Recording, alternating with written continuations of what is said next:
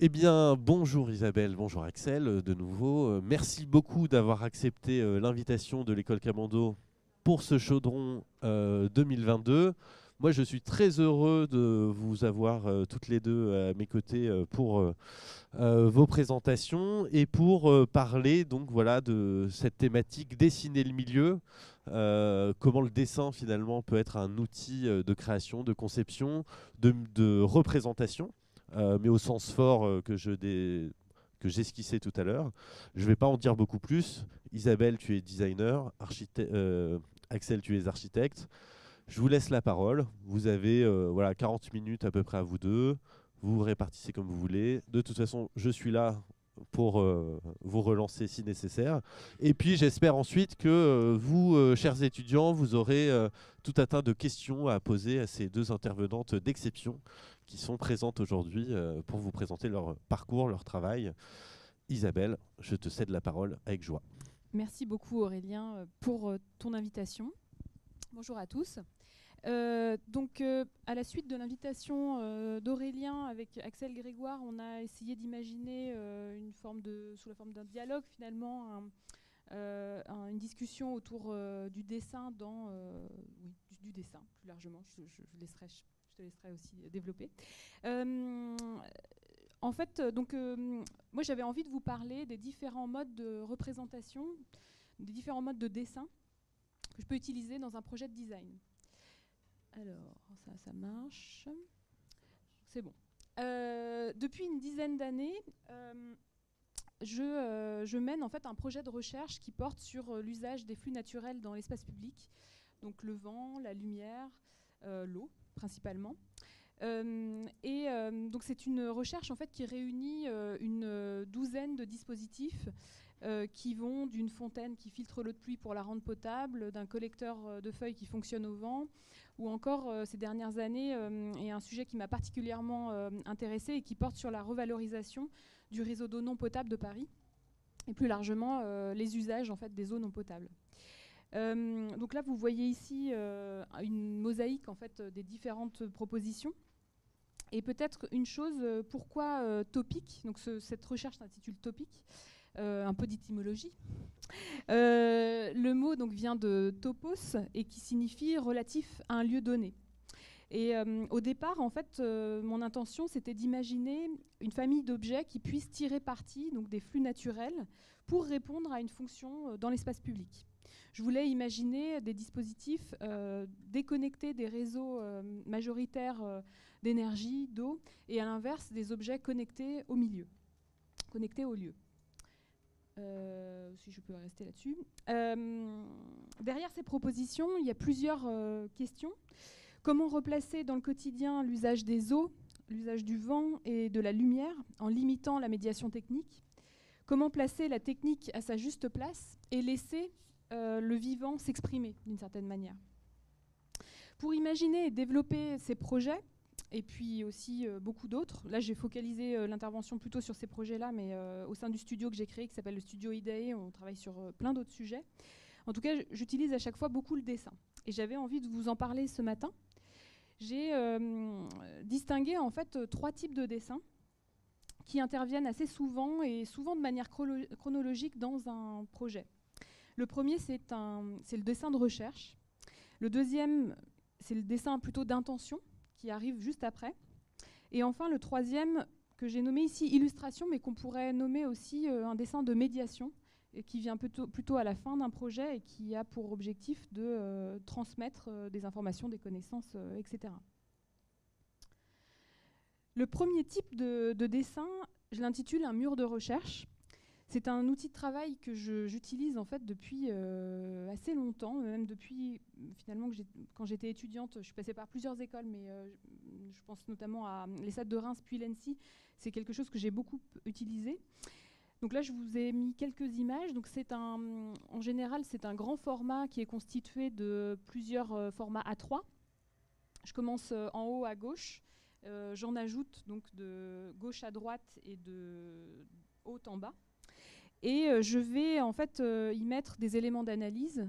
Ça peut être, je crois que j'ai des... Voilà. Ça peut être aussi bien des photos de contexte, des schémas constructifs, des extraits de texte, des détails, et puis aussi des éléments plus sensibles, des textures, des références, des formes comme ça, parfois assez intuitives.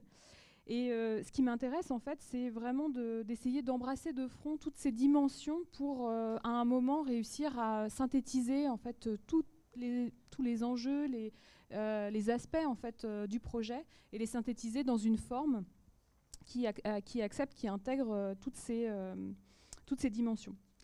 Et ce qui m'intéresse aussi avec cet outil, c'est ne pas conceptualiser dans un premier temps, comme parfois on peut avoir tendance à le faire, je pense, peut-être pas vous, mais moi je sais que quand on est étudiant, parfois on a des peurs, on a des difficultés, enfin voilà, on apprend en fait et on se dit ok, je cherche la bonne idée. Et en fait, le problème c'est qu'en conceptualisant dans un premier temps et ensuite en donnant une forme, il y a parfois en fait un manque de fluidité et puis des choses qu'on perd en route en fait dans la conception d'un projet. Et cette manière-là, en fait, de travailler, cette manière peut-être plus fluide, influe aussi sur la manière dont le projet va pouvoir s'incorporer, s'intégrer à un lieu, et de prendre en compte toutes ces dimensions justement géographiques, techniques, sociales, végétales, géologiques, etc. Donc là, je vous montre quelques images de ces murs de recherche. Donc il y en a des plus ou moins grands en fonction de la durée du projet. Et en général, en fait, en faisant ce travail, donc il y a des récurrences qui apparaissent, et c'est sur ces récurrences en fait que je m'appuie pour synthétiser une intention. Et cette intention, je la synthétise la plupart du temps par un dessin. Donc j'en viens au dessin d'intention, qui sont en fait donc des représentations d'une proposition, d'un dispositif, d'un objet, d'un espace. Ici, c'est un projet pour un jardin en Haute-Savoie qui est un micro-réseau d'irrigation alimenté par l'eau de pluie pour un jardin. C'est des dessins que je réalise la plupart du temps sur des formats A3. Bon, je dois avouer, pour une certaine praticité aussi, au feutre à chaque fois. Et ce qui m'intéresse, en fait, c'est d'essayer de donner une représentation synthétique du dispositif, ou objet, ou installation, en rendant lisibles ces liens d'interdépendance au lieu, au flux, et ainsi de rendre intelligible son fonctionnement. Et quand on regarde le dessin, en fait. Donc là, je vous montre un aperçu de quelques dessins de ces dernières années. Et ce que je voulais dire aussi, c'est que souvent, c'est la première matérialisation de l'idée ou du projet. C'est vrai qu'au tout départ, je faisais cet exercice. C'est vrai que à l'école, ou même en sortant de l'école, en fait, quand on doit un peu tout reconstruire quelque part, alors qu'on avait beaucoup de moyens à l'école, voilà. Bon, quand on commence, il faut reconstruire un peu son cadre de travail. Et le fait de créer ces dessins, ou un dessin par exemple, ça permettait en fait de se dire, bon, j'ai peut-être pas forcément le moyen de concevoir, créer cette fontaine ou cette installation, mais au moins, voilà, la proposition existe sous la forme d'un dessin. Et en fait, progressivement, c'est devenu un outil que je partage maintenant avec les gens avec qui je travaille, et puis dont je me sers aussi parfois auprès d'un commanditaire pour lui montrer, par exemple, une proposition. J'avais mis, oui, bon, oui, ça je peux peut-être passer. Et ça, c'est un dessin peut-être qui fait le lien entre un dessin d'intention et puis peut-être une proposition. C'est un dessin qui s'appelle Habitat, donc j'ai fait il y a presque 10 ans, qui était une proposition de tapisserie au départ. Et ce qui m'intéressait ici, c'était de raconter en fait la provenance de plantes qui poussaient sur le plateau des Mille Vaches, et pour leur influence par rapport, enfin leur manière de pousser, de croître grâce à ce milieu. Et cette croissance qui convergeait vers ce qu'on appelle des verdures, qui est un type de tapisserie qui était produit à Aubusson et qui comporte beaucoup de représentations de végétales. Et, voilà. Je voulais vous montrer ce dessin-là qui finalement c'est un dessin d'intention, mais ça pourrait être aussi le dessin qui pourrait permettre d'exécuter en fait cette tapisserie. j'en arrive un peu au dessin plutôt de médiation, qui est cette troisième forme qui souvent arrive à la fin d'un projet et qui permet, donc là ce que vous voyez ici c'est une fresque sur la revalorisation du réseau d'eau non potable de Paris, qui est un projet que j'avais réalisé grâce à un programme de mécénat culturel qui s'appelle Audit Talents en 2016. Et est-ce que j'ai une image on avait travaillé sur plusieurs dispositifs qui permettaient de redistribuer cette eau, donc sous la forme d'une borne de nettoyage pour les parties communes d'immeubles, sous la forme d'une bouche de rafraîchissement, je vais un peu vite sur les projets, mais c'est pour vous parler du dessin, sous la forme d'une bouche de rafraîchissement pour utiliser cette eau non potable que vous voyez tous les jours dans les rues de Paris, donc pour rafraîchir l'air ambiant. Et pour pouvoir en fait présenter ces projets, surtout que là on était dans un cadre un peu type white cube, tout était très blanc. Il fallait raconter en fait les enjeux de ce réseau, où il était, comment il avait été constitué, et puis donner envie, en fait, cultiver peut-être un imaginaire sur comment il pourrait être utilisé demain. Et donc c'est comme ça qu'est venue l'idée de proposer un dessin qui, sous la forme d'une fresque, raconte en fait ce contexte-là et en intégrant en fait ces objets. Ici, ce que vous voyez à l'écran, c'est un autre projet, c'est un dessin d'un revêtement de sol, d'une moquette en fait, qui a été réalisée pour une scénographie pour le Maïf Social Club, qui est dans le 4e. Le Maïf Social Club, c'est un lieu qui est financé par la Maïf, l'assureur, et qui propose des expositions sur différentes thématiques. Et nous, on nous avait demandé de travailler sur la scénographie de l'exposition sur la transition écologique, il y a 2 ans. Et pour intégrer les œuvres et aussi accompagner les visiteurs et aussi les médiateurs dans l'exposition, parmi les interventions scénographiques, on avait proposé une moquette, donc, qui est en fait ce sont des dalles de 1 mètre sur 1 mètre qui sont chacune imprimées et qui permettent de reconstituer comme ça des zones en fait. Je suis pas super claire. Ce que vous voyez à l'écran en fait, donc on a des zones en fait qui correspondent à des milieux aériens, milieux urbains, aquatiques, minéral, etc. Et en fait, ces zones-là permettent en fait aux médiateurs de créer des parcours pour les visiteurs. Donc, le dessin ici, par le fait que c'est un motif non répétitif et imprimé à échelle 1, donc ça fait 250 mètres carrés de dessin finalement imprimé, permet en fait de créer de faire de la médiation sur le milieu, sur le sujet de l'exposition. Un autre exemple aussi sur le dessin, ici c'est un jeu qui s'appelle le Milton, qui est un peu un projet de confinement qu'on a imaginé au sein du studio en 2020 et qui porte sur l'impact carbone des entreprises.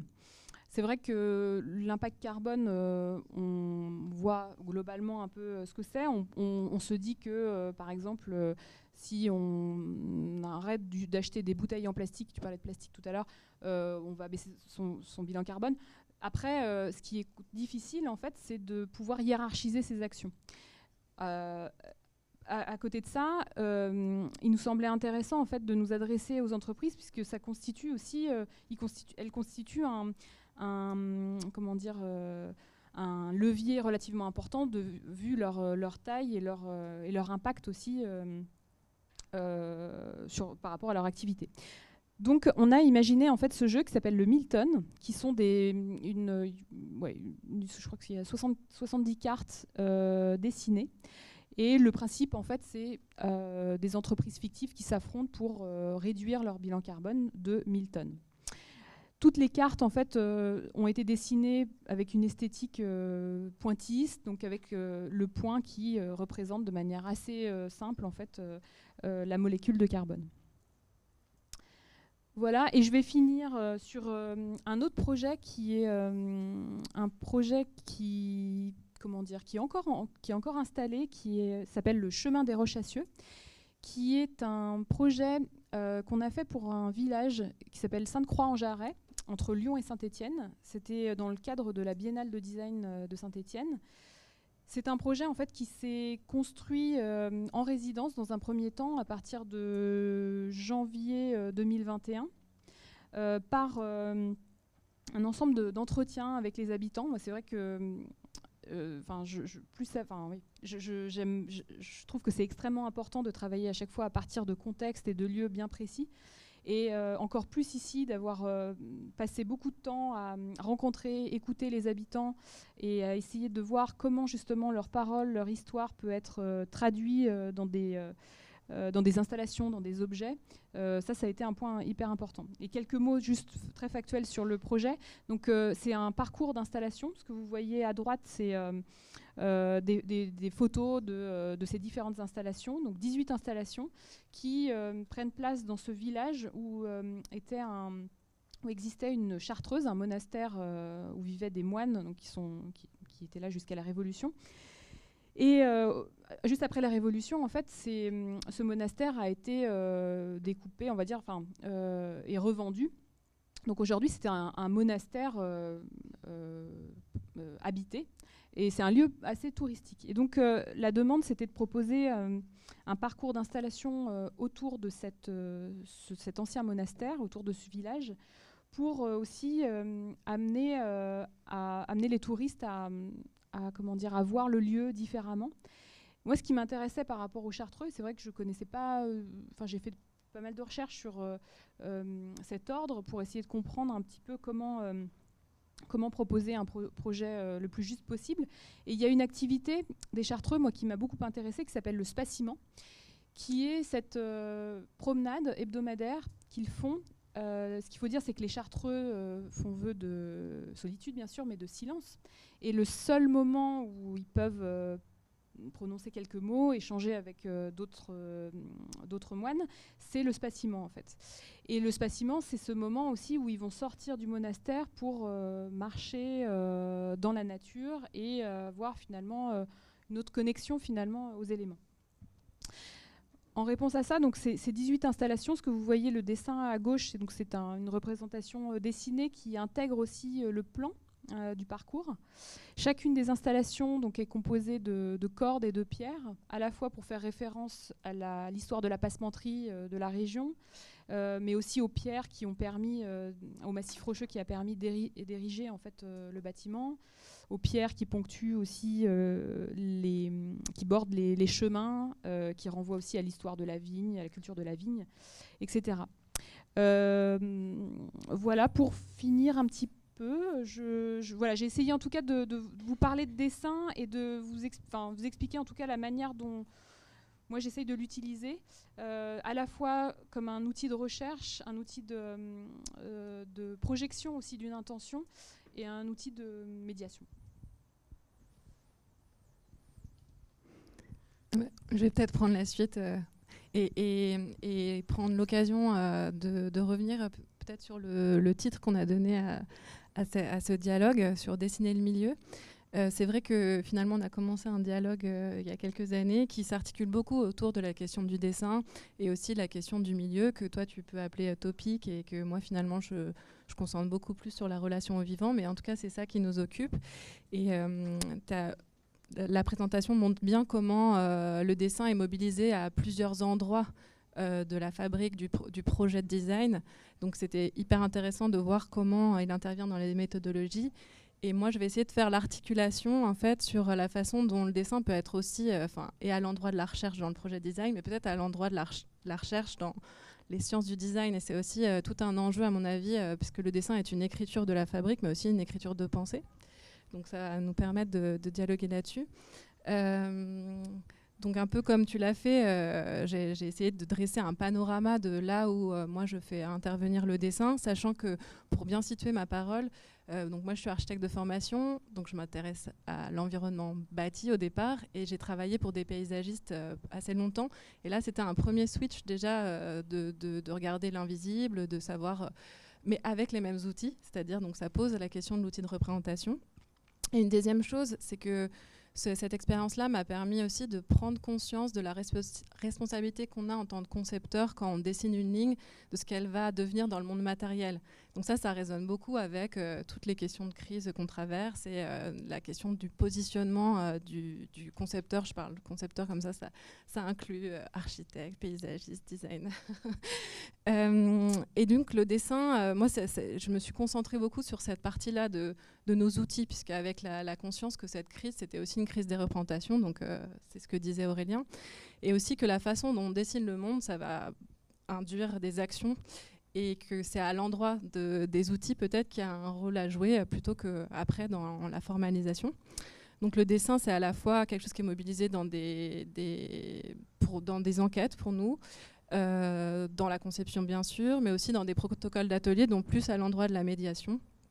Et enfin, dans des outils de recherche dont Aurélien a partagé justement une partie sur les ontonautes. Et pour parler de ça, je voulais me concentrer sur le projet Terraforma. Donc le projet Terraforma, c'est un projet autour de la cartographie qu'on mène avec Alexandra Arène et Frédéric Atoati. Ce projet, il est né un peu de justement notre constat d'étonnement en tant que conceptrice, du fait que finalement nos outils de conception n'étaient pas adaptés à la question sur laquelle on travaillait, qui était le vivant. Et du coup, on a essayé de travailler avec l'objet carte, parce que pour nous, la carte était vraiment l'outil de prédilection, à la fois en diagnostic et en prospective. Si on avait la possibilité d'inventer nos outils, qu'est-ce que ça serait? Voilà, c'était un peu le point de départ. Et là, on a fait la rencontre de Frédéric Atoati, qui est historienne des sciences. Et c'est là où le projet, qui venait vraiment du monde de la conception et des enjeux qu'on avait un peu notés, a rencontré toutes les théories aussi de l'anthropocène, l'histoire des sciences, l'histoire des outils. Et c'est ça qui a donné le manuel d'outils de cartographie potentielle Terraforma. Donc comme je disais, pour nous, la carte, c'est ce qui nous a rassemblés. C'était vraiment l'idée que chaque carte partage une vision du monde, enfin un cosmos, et que finalement, il ne fallait pas oublier que même notre carte IGN, elle partageait ça, c'est-à-dire une vision du monde cartésienne, qui était proche aussi de la géomatique, enfin voilà, en tout cas qui va vers la géomatique, et que finalement, c'est jamais un point de vue neutre, et qu'il fallait assumer la subjectivité du point de vue. Ensuite, ce qui nous intéressait dans le dessin de la carte, c'est la possibilité de faire coexister des visions du monde diverses, parfois antagonistes, en tout cas qui avaient la possibilité, dans cet espace du papier, de faire coexister des mondes. Et donc c'est cet exemple de la figure accordée. Et ensuite, la carte, c'est une lentille optique. Donc on peut la fabriquer, la travailler au réglage. Donc là, c'est une image de Hooke, l'inventeur du microscope, qui a permis de redécouvrir notre environnement avec le micro. Donc il y avait une sorte de principe de révélation. Donc ça, c'est un peu nos trois, mantras ou les motifs. En tout cas, la façon dont on conçoit les cartes dans notre pratique. Et tout l'enjeu de Terraforma, c'était de donner à voir comment on construisait nos cartes, comment on construisait nos matrices de cartes. Donc là, c'est l'exemple du modèle Sol qui a été pas mal travaillé, pas mal diffusé, où il s'agissait en fait de couper le globe en deux et de travailler à une inversion, à une anamorphose qui mettait l'atmosphère au centre et qui développait toutes les couches de sol autour de ce centre. Et en fait, ce geste-là a permis de penser une sorte de monde fini dans lequel on ne pouvait pas s'échapper, puisqu'on est entouré par les roches. Et donc, quand on parle de pollution avec ce modèle-là, ça change un peu la façon de la concevoir. Comment on conçoit avec les ressources qu'on a dans ce monde fini, justement. Enfin, ça peut tout à fait changer les questions de filières, de matériaux. Ce qui nous intéresse, c'est un peu par ces représentations, comment ça peut influencer des pratiques nouvelles ou des modes de conception. Donc je passe très vite sur les détails de la carte, parce que là, l'idée, c'est plutôt de partager le principe et le type de pratique. Mais en tout cas, ces cartes, elles avaient aussi vocation à perturber et à ouvrir une expérience de désorientation. Donc à repositionner les corps à un autre endroit que celui du sol, de la surface. Et chacune de ces cartographie qui développe les 7 chapitres de Terraforma ouvre sur des possibilités de cartes. Donc là, à droite, à gauche, on voit l'outil, et à droite, on voit ce que ça peut révéler.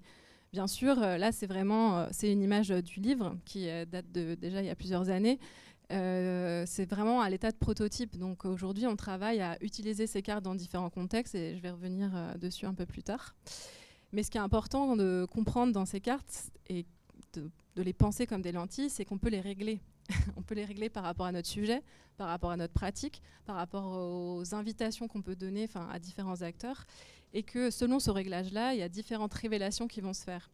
Donc il y a à la fois cet état de travailler l'outil, puis ensuite de regarder ce que l'outil a créé comme image. Et c'est là où justement les questions d'interprétation d'images, nouvelles images sont importantes. Donc voilà, là c'était les 6 autres exemples qui sont la question des ressources. Bon, c'est pas dans l'ordre du livre, mais donc ressources, mémoire, paysage partagé, point de vie, pardon. C'est un lapsus intéressant parce que c'est l'idée vraiment de passer du point de vue au point de vie. La frontière et l'espace-temps. Et avec là je voulais faire un tout petit focus sur justement cette carte du point de vie, parce que c'est un bon exemple qui montre comment, en tant que concepteur, on peut aussi se saisir de concepts, d'idées des sciences humaines, de la philosophie.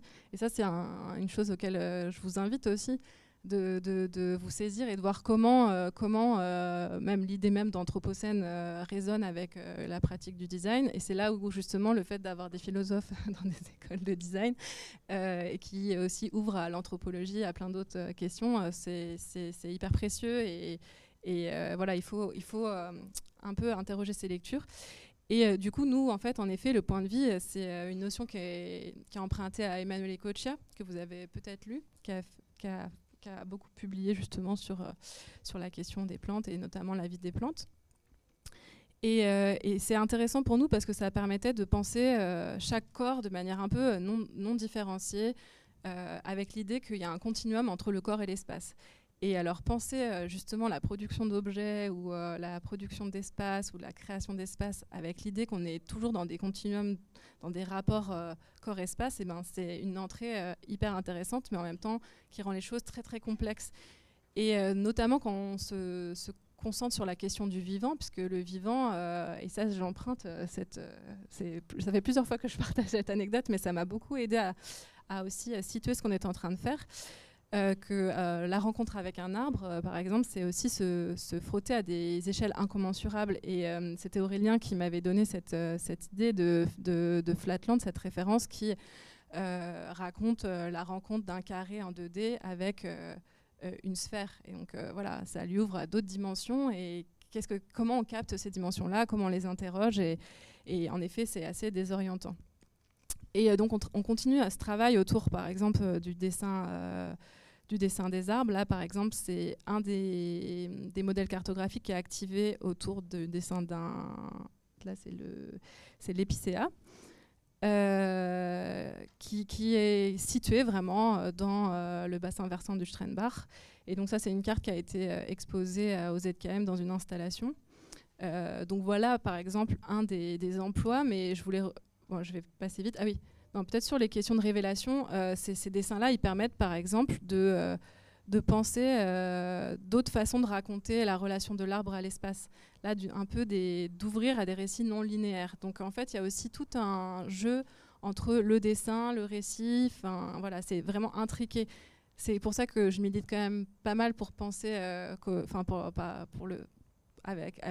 pour promouvoir, je dirais, l'idée qu'on peut aussi penser par le dessin, penser par les images, et c'est quelque chose qui est un peu, qui est quand même un enjeu à ouvrir dans le monde de la recherche académique. Je dis ça depuis mon point de vue de doctorante, donc c'est un enjeu intéressant. Et voilà un peu donc je disais que le livre, c'était plutôt des prototypes, des idées, des invitations. Et aujourd'hui, on a des champs qui se sont ouverts, notamment autour des projets de recherche. Donc là, autour de cette idée d'une carte cosmopolitique avec qui on peut dialoguer autour de cet objet frontière, avec des géochimistes, avec des gens qui exploitent les carrières de pierre. Et voilà comment on fait voyager à travers plein de pratiques et plein d'acteurs cette carte qui se construit par étapes, par legs, qui se construit à travers des différents ateliers. Et donc ça, c'est un champ qu'on a ouvert à travers ce projet de recherche. Et un autre chantier ouvert par Terraforma, c'est l'espèce de mise en scène participative de cette réécriture territoriale, les chantiers Terraforma, c'est-à-dire plutôt dans un principe de médiation où il s'agit de faire dessiner par différents groupes leur territoire. Donc là, c'est vraiment plus c'est plus de la médiation, et c'est vraiment dans l'idée qu'on peut, parce qu'on redécrit avec nos outils notre territoire, être dans un processus d'empowerment, c'est-à-dire de se resituer et peut-être d'agir autrement en tant que citoyen ou même en tant qu'expert. Donc voilà, je vais aller assez vite pour qu'on ait le temps de discuter.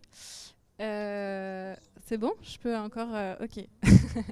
Et donc dans ces chantiers participatifs, donc, qui ont voyagé dans des écoles, mais dans des écoles primaires comme pas ici, mais par exemple à Valenciennes où j'enseigne, et à travers différents workshops, c'était aussi une opportunité pour faire naître une diversité de cartes, de représentations, et à regarder un peu ces résultats. Ce qui est intéressant, c'est de se dire voilà, en fait, finalement, le territoire, il est composé de tous ces points de vie, et on switch de l'un à l'autre. La carte, c'est une sorte de commutateur, et ça, j'emprunte aussi cette idée à Pierre Delège, qui dans son livre L'autre mental, qui compare l'anthropologue et l'auteur de science-fiction, parce que les deux, on doit faire un effort pour passer d'une réalité à l'autre. Et finalement, ces cartes, elles permettent ça. Voilà, c'est un des constats et un des résultats en fait de ce processus. La dernière chose que j'aimerais dire, mais c'est aussi que l'enjeu pour nous, c'est de réintroduire ces objets qui viennent de la pratique plutôt du projet de paysage et de l'urbanisme dans la conception, parce que là on est à l'endroit plutôt du diagnostic, à l'endroit de la concertation, et c'est là où ça devient très compliqué, parce que en fait, vu que la représentation hack un peu le système, comment on peut réintroduire ces représentations auxquelles il faut s'acculturer, qu'il faut apprivoiser en faisant, dans un processus de projet qui est déjà construit, qui est déjà très phasé, qui est réglementé et qui est quand même calqué sur la production industrielle. Donc voilà tout l'enjeu pour nous aujourd'hui, de réintégrer ces outils à l'endroit de la conception. Et bon, c'est en cours, il y a des potentialités. Et de continuer un peu cette discussion participative autour des systèmes de représentation, mais sur quelle scène, avec qui, avec quel outil de médiation. Ça, c'est des exemples d'un projet qui avait intégré la carte, mais d'une façon assez différente, plutôt dans un dispositif spatial de mise en dialogue, autour du petit livre de Bruno Latour, Où atterrir. Donc ça, c'est une expérience qu'on a faite aussi, qui nous obligeait à nous déplacer en tant que cartographe, plus du tout depuis la conception, plus du tout depuis la recherche, mais vraiment comme des médiateurs, comme des analystes, comme des guides. Et ça, c'est aussi intéressant de toujours tenter un peu des marges sur à quel endroit on peut agir, n'empêche, en tant qu'architecte ou en tant que designer, mais pas forcément dans les projets attendus. Donc ça, c'est aussi une invitation que je vous lance. Et enfin, pour finir, cette grande question de la recherche par le dessin, et qui peut-être vous occupera à différents moments de votre cursus ou de votre pratique. Voilà. Merci beaucoup Isabelle et Axel. Peut-être avant de vous donner la parole, juste un commentaire, une question, je sais pas, une relance, je sais pas très bien comment le formuler, mais moi j'ai toujours beaucoup de joie justement à vous voir présenter vos travaux, parce que je trouve que c'est vraiment l'incarnation en fait de ce que j'essayais de dire en introduction, c'est-à-dire que en fait notre monde il est en mal de représentation. C'est quand même ça un des éléments critiques de notre situation et de notre époque. Et que justement, toutes les deux, de façon différente, mais aussi avec, on on voit toutes les passerelles qui existent entre vos approches. Qu'est-ce que ça veut dire, une fois qu'on a dit qu'il y a une crise de représentation, que de produire des représentations pour résoudre justement les enjeux que ces crises, entre guillemets, soulèvent. Et encore une fois, c'est là où les philosophes ont leurs limites, je pense. C'est qu'ils identifient des problèmes, mais une fois qu'il s'agit de s'y coller, j'ai envie de dire, il n'y a plus personne. Ou en tout cas, il n'y a pas le même pouvoir d'incarnation que vous pouvez l'avoir dans vos projets, vous, voilà, architecte, designer, et puis vous, étudiant. Et donc, c'est vrai que tu citais Pierre Déléage, voilà, on a tous besoin de faire cet effort contemporain de projection dans l'autre, en fait, dans une altérité, alors qui peut être inconnu, ou dissipé, ou moi je reste persuadé que le problème entre Emmanuel Macron et Greta Thunberg, c'est pas qu'ils sont pas d'accord, c'est ils vivent pas dans le même monde en fait. Ils n'ont pas la même représentation du monde. Et donc tant qu'ils n'auront pas eu d'outils de traduction pour que l'un dise à l'autre, le monde dans lequel je vis c'est celui-ci, et donc mes réponses sont celles-là, et l'autre, le monde dans lequel je vis c'est celui-ci, donc mes réponses sont celles-là, ils pourront pas se mettre d'accord, et d'une certaine manière ils pourront pas avancer ensemble. Et je trouve que les travaux d'Isabelle, comme ceux d'Axel, en fait ils témoignent de comment vos disciplines et vos pratiques, elles peuvent être justement le point charnière, la ressource en fait pour proposer ces éléments de traduction ou de commutation, comme disait Axel, dans des choses voilà, très concrètes. Aussi bien réutiliser le réseau d'eau usée de la ville de Paris. Oui, pardon. Ouais, eau non potable, pardon, excuse-moi. Oui, voilà. C'est important de le préciser. Oui. Et les projets qu'a montré Axel. Je vous cède la parole. Je ne veux surtout pas la monopoliser. Et je fais passer le micro. J'ai juste une question pour vous. Vous dites que Emmanuel Macron et Greta Thunberg ne sont pas d'accord parce qu'ils vivent pas dans le même monde. Mais qu'est-ce que vous voulez dire par ça? Vous voulez dire un monde intérieur personnel, ou est-ce un monde bien réel, une société? Parce que leur monde c'est le même, c'est une société occidentale moderne. Donc en fait si, ils vivent dans le même monde et leurs enjeux sont pas les mêmes, mais voilà. C'est l'exemple de Flatland, c'est-à-dire, alors je sais pas qui est le carré en 2 dimensions et qui est la sphère en 3 dimensions, mais en fait vous comprenez bien que le carré et la sphère ils vivent dans le même monde, ça on est d'accord, mais par contre le monde dans lequel qu'on partage tous, on a tous des représentations différentes de ce monde, et donc on en a une appréhension, une relation différente. C'est ça que je veux dire quand je dis que Emmanuel Macron et Greta Thunberg vivent pas dans le même monde, c'est qu'en fait ils n'ont pas les mêmes clés de lecture, grammaire, représentation du monde. Ça dépend du problème qu'on pose. C'est-à-dire qu'il y a des problèmes qu'on ne peut pas résoudre en 3 dimensions. Et des problèmes qu'on ne pourra résoudre qu'en 2 dimensions. Enfin, vous avez dû faire des mathématiques au lycée. Et voilà, les équations du premier degré, elles résolvent des problèmes que celles du second degré ne résolvent pas, et inversement. Donc, ce n'est pas nécessairement augmenter les dimensions qui fait qu'on a une vision plus juste de la question. Mais il faut encore une fois trouver des éléments de commutation, pour prendre l'expression d'Axel, entre, dans l'exemple de Flatland, entre la 2D et la 3D, quoi. Voilà.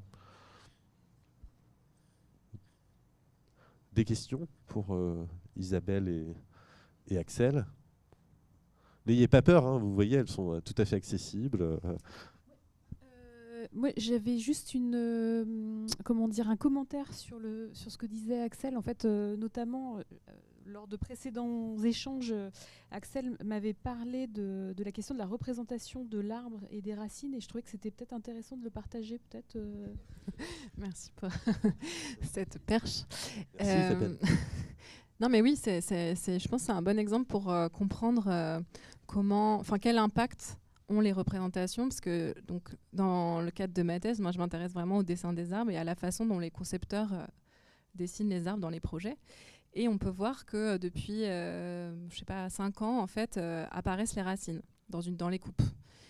Et en fait, c'est quelque chose qui change complètement la façon dont on va concevoir, parce qu'on entend, justement, il y avait cette promesse de plantation massive avec les forêts urbaines. il y a eu cette critique qui a été faite de, certes, on peut compter les arbres qui vont être mis, mais il faut penser à la possibilité de les planter. Et en fait, le fait de commencer à dessiner le sol, de commencer à dessiner les racines, fait qu'on est dans une... Ça induit un mode de projet qui est complètement différent, qui donne une attention à ce qui se passe dans le sous-sol, à la cohabitation avec tous les réseaux, et là, pour le coup, l'eau. Et ça, c'est un moment charnière dans la façon de comprendre et de penser le projet. Donc c'était un peu ça. En effet, un arbre qui est dessiné sans racines, on peut le déplacer facilement. Un arbre qui est dessiné avec racines, ça veut dire qu'on va le couper, ça veut dire qu'on va casser toute une vie micro au sol. Enfin, et voilà. Si j'ai bien repris. Et peut-être Ah, pardon. Bonjour. Donc moi, je vois qu'il y a beaucoup de représentations qui sont hyper organiques. Et bon, moi, j'adore. Mais est-ce que vous pensez qu'on pourrait, au travers de plus ou moins les mêmes dessins, mais quelque chose de plus strict, on va dire, aboutir à, au travers de ce qui a été fait, peut-être la même compréhension, mais juste qui serait moins graphique, on va dire. Enfin, je ne sais pas comment expliquer ça. En fait, dans votre question, il y a plein de strates, je pense, parce que l'organique, le graphique, c'est deux choses différentes. J'ai l'impression qu'en sous-texte, il y a la question d'une... Déjà, en fait, c'est organique parce que c'est un arbre, et peut-être c'est parce qu'on a dessiné un arbre comme un objet que ça pose problème, et pas l'inverse, en fait. Donc, il ne faudrait pas retourner vers la façon de dessiner l'arbre, justement, comme un objet technique réplicable, comme un lampadaire, par exemple. Donc là, pour moi, l'enjeu de le dessiner comme quelque chose d'organique, c'est vraiment important. Après, il y a une autre question, j'ai l'impression, sur est-ce que c'est des outils qui seraient utiles au dessin de l'environnement bâti, peut-être, un peu plus, ou au dessin de l'objet, vu qu'ils ont été créés pour penser à la relation au vivant, donc ça poserait la question de cette adaptation-là. Ça pose la question de est-ce qu'on n'a pas déjà ces outils-là pour bien penser à l'objet. Ça pose la question de l'hybridation des outils aussi. Donc, comment on hybride ce qu'on a déjà comme boîte à outils avec des outils alternatifs.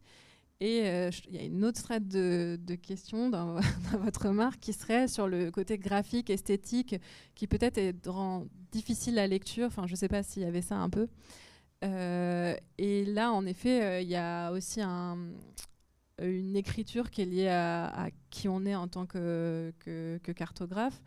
Mais aussi, finalement, c'est que du noir et blanc, c'est du dessin presque vectoriel, c'est fait sur Illustrator. Donc, il y a ce truc à la fois, il y a une traduction qui est assumée, mais après, on part beaucoup du point ligne surface et c'est un peu la base de la grammaire qui peut être partagée, quoi. Enfin, voilà, je ne sais pas si je réponds. Isabelle, tu veux peut-être ajouter Non, mais dans votre question, c'est vrai que j'entends la question du style. Enfin, moi, personnellement, c'est vraiment pas une question que je me pose, en fait. Enfin, moi, ce qui m'intéresse, c'est de travailler, en tout cas, à partir de l'observation, la compréhension fine d'un lieu et d'un contexte, et d'essayer de faire perdurer, finalement, cette singularité à travers des objets, des propositions spatiales, etc. Le dessin, là-dedans, permet peut-être de raconter ces liens d'interdépendance finalement entre un lieu, une proposition et aussi dans le temps. Et après, il y a la question aussi tout simplement de l'harmonie en fait, et de raconter aussi des histoires. Enfin, c'est vrai que question de l'organique, elle est liée. Après, je ne sais pas de quel dessin vous parlez précisément, mais en fait, j'ai l'impression qu'il faut réussir à aussi trouver les justes représentations en fonction de ce dont on parle. Et évidemment que pour développer un projet, il y a plein d'autres types de dessins. Peut-être que ça, j'en ai pas parlé, tu en as parlé aussi, mais après ces dessins-là, certes qu'on pourrait qualifier peut-être plus organique, fluide ou plastique. Il y a des plans techniques, il y a de la 3D, il y a des rendus, il y a des plans exécution, etc. Et là, peut-être qu'effectivement, oui, on passe par une médiation technique beaucoup plus forte qui fait que la technique va primer sur ce dont on parle. Mais moi, je me méfie beaucoup de cette Enfin, cette distinction comme ça de style, je suis pas sûre que ça soit un bon conseil, en tout cas en tant qu'étudiant là, de vous dire trouvez votre style. Enfin, en fait, pour moi, c'est pas une bonne question, je pense. Moi, ce que j'observe de vos deux pratiques, voilà, que je connais par vos présentations et les travaux que j'ai pu voir, c'est que justement, si style il est d'abord le produit d'une question sur les représentations. Et donc, c'est pas chercher le style d'Isabelle Daéron ou de Terraforma. Voilà, c'est on a une question de représentation qui se pose, on essaye de trouver un moyen de l'adresser, et de là va émerger voilà, un univers graphique, alors qu'on peut appeler un style si on veut, mais c'est peut-être pas au même sens que effectivement dans l'histoire de la peinture, le pointillisme, le cubisme, etc. C'est-à-dire, même si le cubisme est aussi lié à une question sur les représentations. Enfin, l'histoire de la peinture, c'est aussi évidemment une histoire des représentations. Et peut-être que justement, ce que je vous disais tout à l'heure en introduction sur l'ordre et l'ornement, ou sur ce que disait William Morris, c'est-à-dire les arts appliqués, c'est donner des qualités ornementales aux objets utilitaires. Il ne faut pas voir l'ornement comme quelque chose d'anecdotique, en fait. Ce que dit Morris aussi dans son texte, c'est qu'en fait, ce qui qualifie d'ornement, comme je vous l'ai défini tout à l'heure, en fait, c'est ça l'essentiel. Parce que c'est ça qui, justement, nous relie et aux objets, et au monde, et aux autres individus avec lesquels on vit en société. Et donc la question du style, de l'esthétisme au sens un peu basique du terme, en fait elle se pose pas dans ces termes-là, ni pour William Morris, ni pour Isabelle Daéron, ni pour Axel Grégoire, ni pour vous d'ailleurs. C'est-à-dire quand il dit de faire des belles choses et de les faire bellement, c'est pas simplement mettre un beau pot de fleurs sur la table du salon, quoi, en fait. C'est justement comment on trouve la représentation la plus juste de ce à quoi est destiné le dessin, l'objet, la fabrication, le travail qu'on a fourni, quoi. Je ne sais pas si ça répond aussi à votre question, mais... D'autres questions ? Moi, j'en ai une sur justement. Vous êtes toutes les deux dans des univers où finalement le dessin est à la fois une pratique légitime parce que disciplinaire, et en même temps, c'est vrai qu'on ne s'imagine pas aller à la ville de Paris pour faire installer une fontaine avec des dessins au feutre, ou faire de la médiation dans un village avec les cartes issues de Terraforma. Et du coup, c'est quoi la réception, les difficultés? Est-ce que c'est finalement plutôt de l'enthousiasme? Est-ce que c'est au contraire, il y a aussi des freins qui sont liés justement à des questions de représentation de ce que c'est qu'un designer ou un architecte? Comment se passe la relation de votre pratique à l'existant, quoi, au projet? C'est une bonne question, Aurélien. Alors, c'est sûr que, par exemple, dans le cadre d'un marché public, le dessin, ce type de dessin, on peut en mettre, mais ça ne va pas être quelque chose sur lequel on va vraiment appuyer. Puisqu'en fait, déjà, en tant que designer, c'est un peu compliqué la perception que le commanditaire peut avoir. Donc on va utiliser des langages plus conventionnels. C'est sûr qu'on va parler plus sur plan, etc. Après, dans des contextes plus singuliers, hors de ce cadre très lourd en fait, du marché public. Là, je pense par exemple, je vous ai amené un exemplaire là, du Chemin des Rochassieux, la publication qu'on a faite.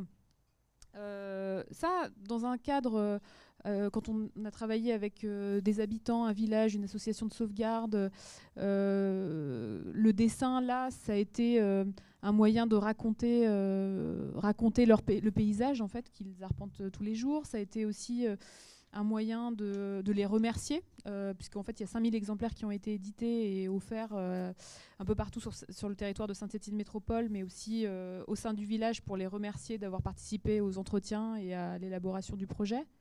Donc en fait, je pense que ça dépend un peu de... Quand il y a un peu plus d'humain, je pense que c'est un peu plus simple de parler de dessin. En effet, c'est une bonne question, parce que moi, elle est presque en miroir, c'est-à-dire que finalement, nous, on a pu avoir des retours sur la question de la lisibilité, de la compréhension, et c'est vraiment par l'atelier de dessin qu'on rentre dans les cartes, en fait. Et donc, c'est par la pratique, par l'essai, qu'on peut rentrer dans les cartes. Pour l'avoir fait dans une école primaire, par exemple, voilà, point de vie, terrain de vie, c'était hyper clair. Tout le monde commençait à dessiner des choses. Après, même le dessin, c'est assez complexe à faire advenir chez des adultes qui ont appris à dessiner quand même. Donc il y a cette question-là.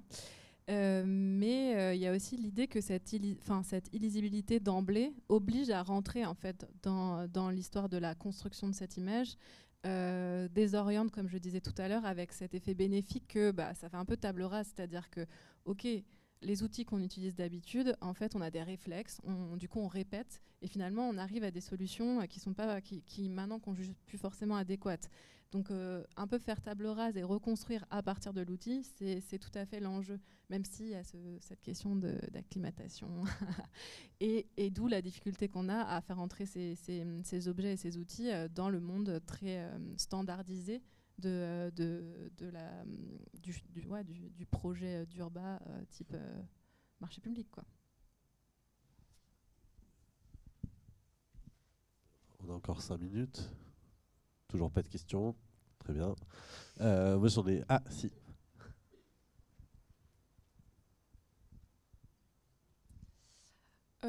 Par rapport à cette question auquel vous avez répondu, il y a aussi cette notion un peu d'efficacité par rapport entre les projets à plus petite échelle et l'architecture publique. Est-ce que pour vous, il y a une certaine forme de refus ça va peut-être être presque politique, mais voilà, de cette efficacité publique, de la chose standardisée est-ce que vous voulez incorporer cette sensibilité qui va peut-être demander plus de temps, une plus grande recherche dans justement la question du public et de la grande échelle, ou vous êtes plus dans justement ce refus de cette échelle-là pour se reconcentrer sur quelque chose de plus petit, plus humain, ou est-ce que vous voulez créer plus de chemin entre les deux ? En fait, là j'ai montré une partie, que certains projets, et puis des projets plus expérimentaux. Mais c'est vrai qu'au sein du studio, il y a quelques mois, on a livré par exemple une fontaine à Rennes, dans un cadre de marché public très contraint, etc. Alors, dans ce type de projet, c'est pour ça que je répondais tout à l'heure à Aurélien, le dessin tel qu'il est montré là prend une place beaucoup moins importante. Mais pour répondre à votre question sur est-ce qu'il faut choisir finalement, ce que je comprends, une échelle de projet, je trouve que ce qui est intéressant, moi ce qui m'intéresse, c'est justement de travailler aussi bien pour des villes que avec des habitants d'un village, et que peut-être que progressivement aussi. C'est vrai que je le répète, mais je trouve que c'est tellement difficile de travailler avec les villes. Plus elles sont grandes. Mais je me dis que j'ai un peu espoir que, en avançant et en comprenant de mieux en mieux finalement ce cadre, peut-être qu'on peut faire bouger les lignes, en fait. Puisqu'en fait aussi, il faut quand même se dire que des designers qui travaillent dans l'espace public, il y en a, ou des designers qui font partie de groupements pour répondre à des projets dans l'espace public, c'est quand même pas très courant. Alors donc les choses vont dans le bon sens. On voit de plus en plus le mot la compétence designer demandée, mais c'est récent. Donc en fait, c'est pas facile. Mais je sais pas si je réponds bien vraiment à votre question. Peut-être pour compléter, vous faites un bon diagnostic qu'un projet, c'est toujours un espace-temps économique et que du coup, on est contraint par ça. Alors après, est-ce que, par exemple, ce qu'on propose demande plus de temps? Il me semble que oui, et c'est d'où la difficulté à pouvoir renouer avec, réinjecter ces outils-là dans la panoplie en fait du concepteur. Ça demande plus de temps parce qu'il y a un soin qui est accordé vraiment à la question de la description du territoire et de la redescription et qu'on ne part pas sur, sur le principe que des choses sont acquises et que bien sûr tout le monde connaît, on passe vite dessus. Non, on pense la redescription. Et par contre, je ne pense pas que ça soit... Donc quelque part, c'est un peu un positionnement politique de ce point de vue, c'est-à-dire qu'en effet, ça demande une sorte de ralentissement. Après, je ne crois pas que ça soit lié à la question de l'échelle, parce que même si l'attention est donnée justement à un arbre, à la description du territoire à partir d'une personne, il y a quand même la volonté d'articuler ces échelles micro avec une résonance beaucoup plus large, beaucoup plus macro. Donc, ce n'est pas le fait de se concentrer sur une petite échelle qui est une bonne réponse. Parce que cette petite échelle, ce qu'on travaille à dire, c'est qu'elle est hyper reliée à la grande échelle. C'est-à-dire que cet arbre, il était relié aux cimenteries en Chine, par exemple. Donc là, voilà, on a changé complètement d'échelle. Et que je pense que c'est plutôt la question de se re-questionner les échelles plutôt que de réduire l'échelle du regard, quoi. Enfin, et en fait, par rapport à cette question de justice, justesse, on n'est pas forcément plus juste parce qu'on regarde plus précis, ou plus techniquement plus précisément. Mais voilà, c'est tout ce truc de où on va chercher la justesse. Est-ce que si on dessine tout de manière holistique, on est plus juste que si on dessine quelque chose de beaucoup plus précisément, mais sur un cas particulier, mais qui parle à tous les autres cas ou pas. Enfin, voilà, c'est une grande question et c'est un objectif, je pense, qu'il faut avoir à votre endroit. Moi, j'ai une question. Non. Moi, j'ai peut-être une dernière question, parce que après le temps file. C'est justement, tu l'évoquais très rapidement, Isabelle, c'est la question de la narration. C'est-à-dire, et peut-être que c'est une réponse aussi à votre question, c'est-à-dire comment le dessin, alors ou par l'apprentissage de la cartographie, ou par ce qu'il raconte du dispositif, est-ce que c'est pas aussi une clé pour justement dialoguer avec des interlocuteurs qui ne sont pas nécessairement habitués au dessin, mais qui par la narration du dessin finalement sont embarqués dans le projet, ça donne une autre lisibilité au projet, quoi. Si. En fait, en plus, par rapport à cette crise de représentation dont tu parlais juste avant, c'est vrai que on peut se dire les designers, au sens large, ont contribué à rendre le monde, pollué, moins habitable, etc. Et en fait, c'est vrai que face à toutes les crises qu'on traverse et qu'on va traverser, je trouve que le design, c'est assez intéressant d'essayer de voir comment il peut rendre le monde peut-être plus désirable, en fait, justement, ou en tout cas un monde plus sobre, plus économe, plus désirable. Et pour ça, il faut forcément créer de nouvelles représentations, nourrir de nouveaux imaginaires. Et aussi, et la narration là-dedans, en fait, ça embarque en fait, parce que ça crée du lien, ça transmet du sens, et ça comment dire, ça rend les choses beaucoup plus cohésives en fait, ça crée de la cohésion plutôt. Et en tout cas, à l'échelle du dessin, c'est ce que j'essaye de faire en tout cas, c'est d'essayer de raconter des histoires sur un format. Avec un minimum de moyens finalement. Et après, le travail du designer, ça va être de voir comment cette histoire, en fait, ce sens très compressé va pouvoir perdurer jusqu'à un objet, un espace, quelque chose qui soit utilisable, malgré toutes les contraintes qu'on va lui imposer. Voilà. Pardon, merci. Peut-être juste très rapidement, moi j'ai essayé de montrer en effet que que le dessin et l'écriture, c'était deux outils très corrélés et que tu disais tout à l'heure que peut-être notre génération, on a été un peu élevé dans un canevas qui était linéaire et où ça allait bien se passer. Et le fait de créer de la bifurcation, c'est aussi la possibilité de raconter d'autres récits, donc par des images, mais aussi c'est vraiment des outils de fabrique de récits. Et c'est là où la question de la légende dans la carte est intéressante parce qu'elle est un peu polyphonique, c'est un peu une syllabe de sens, quoi. Il y a cette question de la légende cartographique, mais aussi des légendes que ça ouvre. Et voilà, et ça c'est un outil, un levier assez important. Merci beaucoup. Merci.